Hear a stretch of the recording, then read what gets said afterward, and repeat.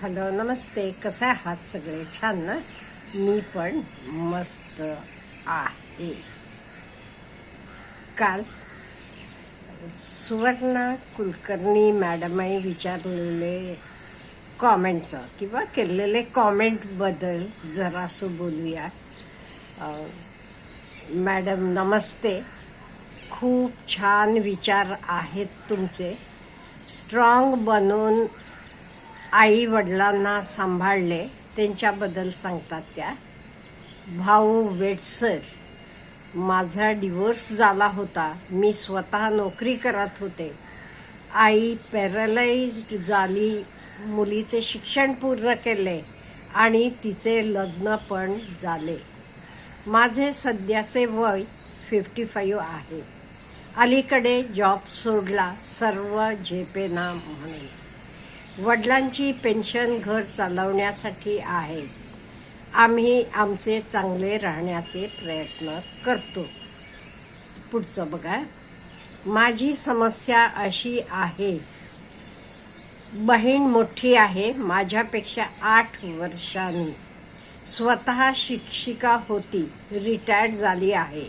नवरा तिचा दारू पीत होता. त्यावेळेस वडिलांनी तिला स्वतःकडे आणून पूर्ण शिक्षण करून नोकरीला लावले. त्यांचे व्यवस्थित आहे सर्व, पण माझे तिला काहीच बरे वाटत नाही.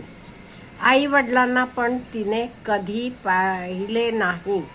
त्यांना नावे ठेवले आणि नातेवाईकांचे जवळ. माझा डिवोर्स झाला, तो पण तिने जास्त जळकूपणा करूनच. आई गेली, आता मी आणि बाबा राहतो. भाऊ पण गेला मध्यंतरी. उगीच येते बरोबर कोणाला तरी घेऊन आणि टॉन्ट मारते, मानसिक त्रास देते, आरोप करते की मी मारले भावाला. स्वतः तिने कसलीही मदत आम्हाला केलेली नाही. आई वडिलांकडे राहत होती कुटुंबासोबत, तेव्हा आईचे पैसे तिच्या नवऱ्याने खोटी सही करून परस्पर काढून घेतले. शिवाय नवऱ्याची बाजू घेऊन आई वडील यांच्याशी भांडणे केली. तुम्हाला सांगू वाटते, अशाही मुली असतात. आता पण ती केव्हाही येते आणि वाईट नजरेने बघते माझ्याकडे. बाहेर माझ्याबद्दल खूप वाईट बोलते. ती येऊन गेली की मला खूप त्रास होतो आणि चिडचिड होते. तिला तू येऊ नकोस, आम्हाला त्रास देऊ नकोस, तू येऊ नकोस आम्हाला त्रास द्यायला, तर तिने मुलाला मला मारायला आणले होते. पुन्हा शांत बसते 2-3 महिने आणि मग एखाद्या नातेवाईकांना बरोबर घेऊन येते बाबांना बघायला म्हणून.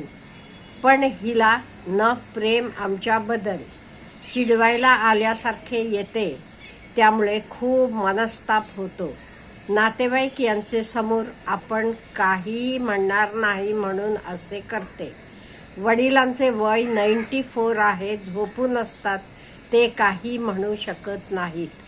ती येऊन गेल्यावर सगळं मागचं आठवते आणि मानसिक त्रास होतो. मी एकटीने समस्यांना तोंड दिले आहे. हिच्या कोणत्याच सल्ल्याने आम्ही जुमानत नाही, कारण आम्हाला त्रास देण्याचा हेतू असतो. तिने स्वतःचे 2 बंगले बांधले आहेत. भरपूर पेन्शन सुद्धा आहे. आमच्यावर जळण्यासारखी तिची परिस्थिती नाही. यात्रा परदेश फिरून पण आली आहे. मला साधे माझ्या मुलीकडे जायचे असले कार्यक्रमाच्या निमित्ताने तर जाता येत नाही. याचे तिला काहीही वाटत नाही. कोणतेही सहकार्य ती करत नाही. लक्ष द्यायचे नाही तरी पण त्रास होतो मॅडम. हो बरोबर, असं होते. तुम्ही पण हे कॉमेंट वाचू शकता. माझ्या आईवडिलांची परिस्थिती चांगली नाही, ते व्हिडिओ खाली आलेला आहे. आता हे बघा, असं घडते, बरेच वेळेला असं घडते ताई. तरी तुम्ही स्ट्रॉंग आहात. तुमचं कौतुक करायला पाहिजे. मुलीचं व्यवस्थित शिक्षण करून लग्न करून दिलात, आईचं सर्व काही केलात, वडिलांचं करत आहात, त्यामुळे तुमचं चांगलं होणार आहे हे तुम्ही अगदी खात्रीपूर्वक सांगते मी. का म्हणजे आई वडील म्हणजे प्रत्यक्ष देव असतात. देवाला सगळीकडे जाऊ शकत नाही म्हणून तो आई वडिलांचे रूपानं येते.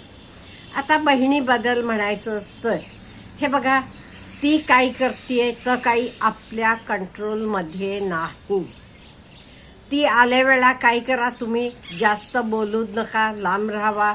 म्हणजे ती काय बोलली तरी तुमचे कानावर पडणार नाही, किंवा उठून निघून जावा. जवळचे देवळात म्हणा, बागेत म्हणा, ती निघायच्या वेळेला या.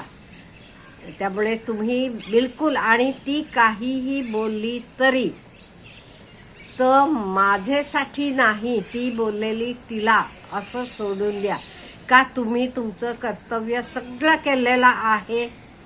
त्यामुळे तुम्हाला काही गिल्टी वाटण्याचं कारण नाही. गिल्टी तिला वाटायला पाहिजे, तिनं आपल्या आईवडिलांचं काही केलं नाही म्हणून. त्यामुळे तुम्ही बिलकुल गिल्टी वाटून घेऊ नका. आणि मेडिटेशन करत जावा सकाळ संध्याकाळी. वडील आहेत तोपर्यंत त्यांची सेवा करा. तुमचं अतिशय चांगलं होणार आहे. आणि तुम्ही असा विचार करू नका पैसे आले असले की ती लोक खूप आनंदी आहेत, खुश आहेत म्हणून. अहो, ती खरोखर आनंदी आणि खुश असली तर तुम्हाला त्रास द्यायला आली असती का? नाही. तिला कुठेतरी काहीतरी प्रॉब्लेम आहे म्हणून ती तुम्हाला त्रास द्यायला येते. नाही. आपण काय करायचं, आपण फक्त स्वतःकडे बघायचं, स्वतः शांत राहायचं आणि आपली कर्तव्य व्यवस्थितपणे करायची. आणि एक तुम्हाला सांगते, ती काही बोलू देत, काही करू देत, तुम्ही तोंडानं एक शब्द सुद्धा काढू नका. ती आली तरी जास्त बोलू नका, जास्त तिचा आदरातिथ्य करत जाऊ नका.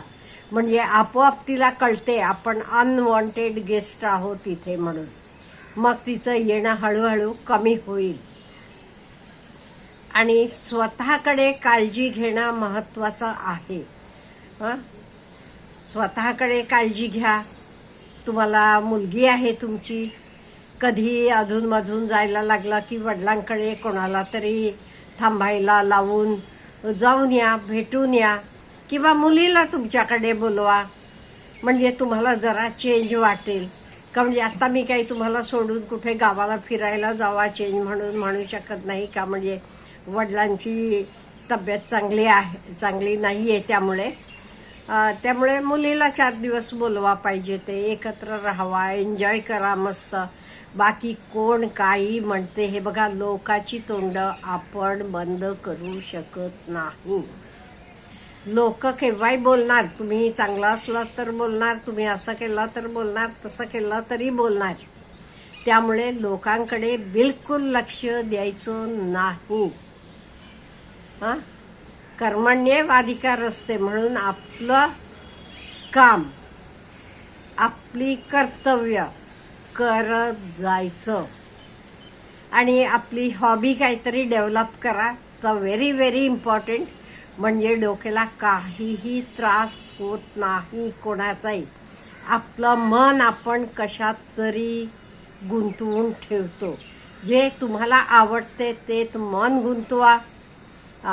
ती तुम्हाला हॉबी म्हणून डेव्हलप करा. आणि ह्या हॉबीमुळे काय होते माहिती का, लोकाला पण मदत होतीये आणि आपलं मन पण शांत राहते. आपण पण बिझी राहतो. आपल्या डोक्याला हे सगळे विचार कधी येतात? आपण बिझी नसलो की, आपण बिझी असलो की त्या सगळ्या गोष्टींकडे लक्ष द्यायलाच आपल्याला वेळ नाही. मग आपण कशाला, आपण आपल्या कामात बिझी राहायचं. आपण आपल्या कामात बिझी राहिलो का नाही, आपल्याला कोण काय म्हणते कशाबद्दल काही वाटत नाही. आणि आपण कुठली आपली हॉबी निवडताना अशी निवडायची त्यातनं समोरच्याला काहीतरी मिळायला पाहिजे. म्हणजे त्याला इट शुड हेल्प हिम. असं केलं का नाही लोकाला पण बरं वाटते आणि आपल्यालाही समाधान वाटते. त्यामुळे असं काहीतरी बिझी ठेवा स्वतःला, तर महत्वाचं आहे. आणि एक लक्षात ठेवा, तुम्ही व्यवस्थित वागता, चांगलं वागता, तुमचं 100% सर्व काही चांगलं होणार, तुम्ही सुखी राहणार आहे. देवावर विश्वास ठेवा, मेडिटेशन करा आणि स्वतःला बिझी ठेवा.